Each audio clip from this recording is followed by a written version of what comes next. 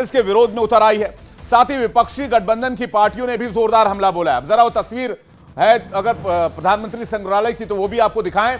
और सरकार पर देश के पहले प्रधानमंत्री पर को अपमानित करने का आरोप लग रहा है। जवाहरलाल नेहरू के योगदान को मिटाने की कोशिश का आरोप लग रहा है। कांग्रेस ने तो यहां तक कह दिया कि संकीर्ण सोच और प्रतिशोध की भावना से किया गया है। वहीं बीजेपी ने पलटवार करते हुए कहा कि कांग्रेस पर आरोपों की उन्होंने बौछार किया। कहा कांग्रेस ने योजनाओं, भवनों और संस्थाओं में नेहरू गांधी परिवार के नाम पर रखने के अलावा किया ही क्या है। यह सवाल उठाया कि 2013 से पहले नेहरू गांधी परिवार के नाम पर ही सब जगहों के नाम रखे जाते थे। अगर एक म्यूजियम का नाम बदल दिया गया है तो आखिर इससे परेशानी क्या है। आपको प्रधानमंत्री संग्रहालय की तस्वीर दिखाते हैं। ये देखिए, ये वो प्रधानमंत्री संग्रहालय है जो कभी नेहरू मेमोरियल हुआ करता था। दरअसल पंडित जवाहरलाल नेहरू इसी मकान में रहते थे। और इसकी कहानी क्या है, इस भवन की कहानी क्या है, ये पूरी डिटेल आपके सामने रखेंगे। लेकिन अब यह प्रधानमंत्री संग्रहालय हो गया है और यहां जितने भी प्राइम मिनिस्टर हुए हैं सबसे जुड़ी हुई अच्छी बातें यहां पर बताई गई हैं, सबके कामों को बताया गया है। हालांकि कांग्रेस के अंदर भी इस बात को लेकर दो स्टैंड है, कुछ नेता इसका सपोर्ट भी कर रहे हैं। 14 अगस्त 2023 से officially Nehru memorial museum and library को प्रधानमंत्री संग्रहालय और पुस्तकालय कर दिया गया है। इस पर कांग्रेस को आपत्ति क्या है, पहले वो आपको सुनवाते हैं। इससे अधिक घटिया हरकत कुछ हो नहीं सकती। अपने को बड़ा दिखाने के लिए उनके नाम पे जो मेमोरियल था उससे प्रधानमंत्री जवाहरलाल नेहरू का नाम हटाया जाना इस सरकार का घटियापन। प्रधानमंत्री को इस तरीके का कोई म्यूजियम बनाना था तो एक अलहदा बनाना चाहिए था। इससे भारतीय जनता पार्टी की सरकार और प्रधानमंत्री की नीयत का पता चलता है, लेकिन इतिहास मिटाया नहीं जा सकता है। कांग्रेस के अलावा उनके विपक्षी गठबंधन के साथियों ने भी नेहरू मेमोरियल म्यूजियम का नाम बदले जाने पर सवाल उठाए हैं। अब वो भी सुन लीजिए। ये जो नाम बदलने की राजनीति है, ये लगता उत्तर प्रदेश से दिल्ली वालों ने सीखा है। यही स्टेडियम जो भगवान विष्णु के नाम पे था एकाना, अटल बिहारी वाजपेयी जी के नाम पे किया, हमें कोई नाराजगी नहीं है।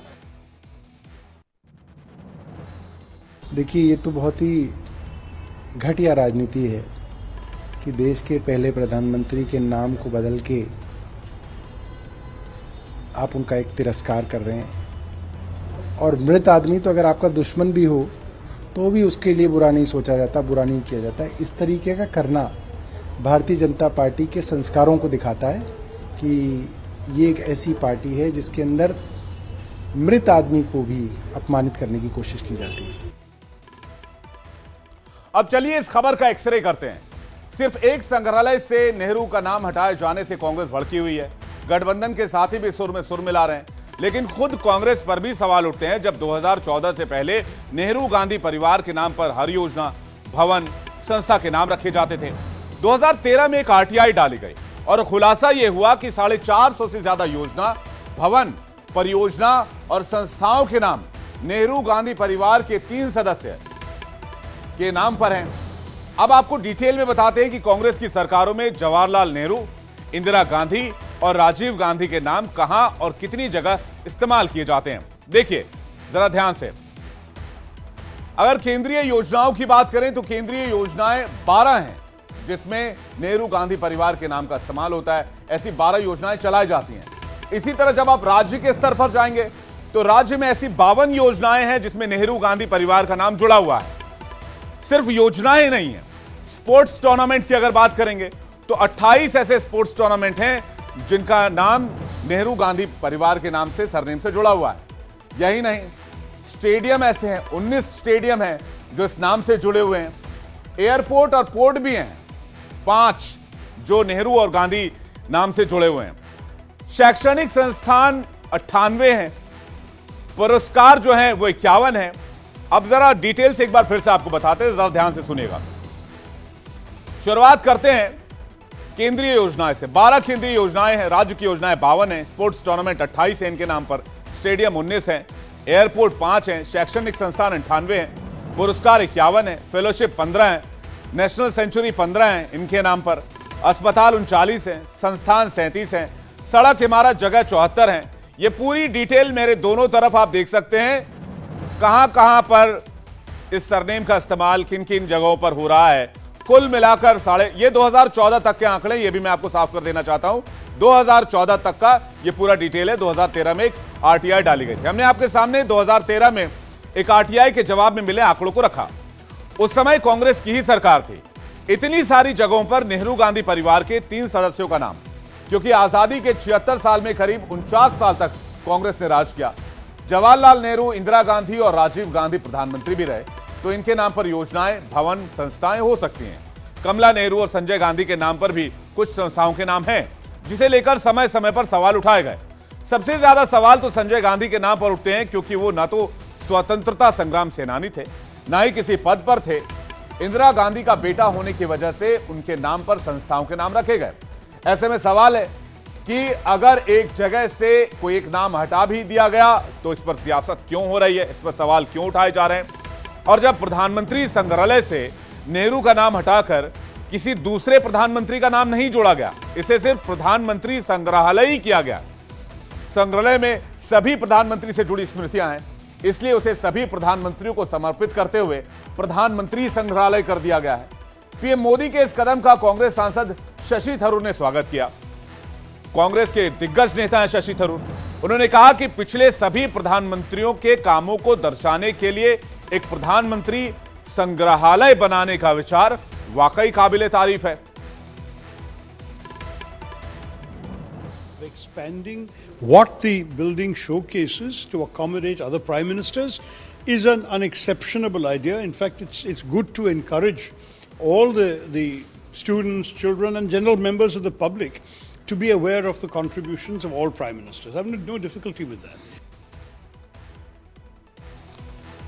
अब शशि थरूर ने कांग्रेस की लाइन से हटकर पीएम मोदी की तारीफ की है। उसके पीछे की वजह यह है कि पीएम मोदी ना तो किसी परिवार और ना ही बीजेपी के किसी नेता के नाम पर संग्रहालय का नाम उन्होंने रखा है, बल्कि सभी प्रधानमंत्रियों को बराबरी का दर्जा देने के लिए कदम उठाया गया है। कांग्रेस पर बीजेपी एक और सवाल उठाती है कि कांग्रेस ने नेहरू गांधी परिवार को छोड़कर बाकी के महापुरुषों को दरकिनार कर दिया, या उन्हीं महापुरुषों के नामों का इस्तेमाल किया जो कांग्रेस पार्टी लाइन को सूट करते हैं। अब आपको कांग्रेस बीजेपी में नामों के इस्तेमाल को लेकर जो अंतर की बात है वो भी आपको हम बता देते हैं। कांग्रेस का आरोप क्या, आइए देखते हैं। कांग्रेस का आरोप नेहरू, इंदिरा, राजीव के नामों का इस्तेमाल होना चाहिए और नहीं हो रहा है। जो बाकी के नाम हैं उनका इस्तेमाल हो रहा है। बाकी के महापुरुषों को दरकिनार किया गया है। अंबेडकर, आजाद, बोस की पहचान मिटाई, ये कांग्रेस पर आरोप लगते रहे, हर बार ये आरोप लगा है। इसके अलावा बीजेपी दावा करती है कि 2014 के बाद से मोदी सरकार ने देश के उन महापुरुषों को पहचान दिलाने का काम किया जिनकी पहचान को कांग्रेस ने मिटाने की कोशिश की। अब जरा इस पर भी नजर डाल लेते हैं। बीजेपी का दावा क्या है? मोदी सरकार ने महापुरुषों को पहचान दिलाई जिनको अभी तक भुला दिया गया था। इसमें गांधी, अंबेडकर और बोस के नाम का भी इस्तेमाल हुआ। बीजेपी के नेताओं में सिर्फ अटल जी के नाम का इस्तेमाल हुआ और बीजेपी दोबारा से इस देश की जो संस्कृति और सांस्कृतिक पहचान है उसको आगे बढ़ाने की कोशिश कर रही है।